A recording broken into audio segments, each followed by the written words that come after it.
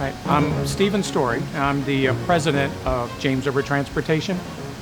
About 5 years ago, we purchased this driving simulator so that we could teach our drivers when we go through our education process with them.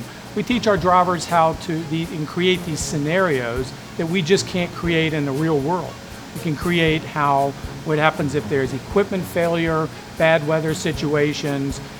So we create these scenarios that you just can't replicate in real world situations because of safety. So while we're driving and while the general public's out there, while our employees are out there driving, they experience a variety of weather conditions. So we've all learned how to drive, but we've been told what to do in bad weather conditions. None of us have really experienced that. That's what this scenario, that's what the driving simulator does for us. Bad weather, snow conditions, wind, rain, and hydroplaning conditions. Again, we've all learned how to do this, but just by verbally and by pictures. None of us have really been taught what it feels like. We want drivers to react without thinking about it, and we want drivers to react the correct way the first time. That's what we think the driving simulator does for us. So we have this control module off to the side that instructors utilize, and there they can create the different scenarios. We talked about weather, where we have equipment possibilities. So we've all seen front tire failures.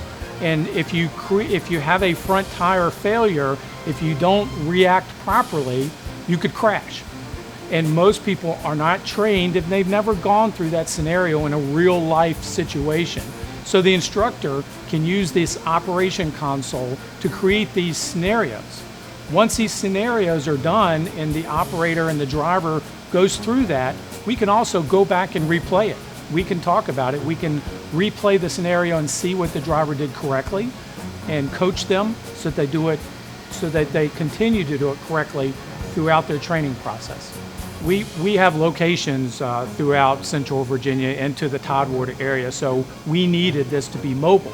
So we created this mobile training center for us that we can put the scenario, obviously it's mounted in our trailer. We can take it to our locations in Norfolk and Williamsburg and Richmond and the airport locations so that we can reach out and touch all of our drivers and doing it in a much more efficient, quick manner.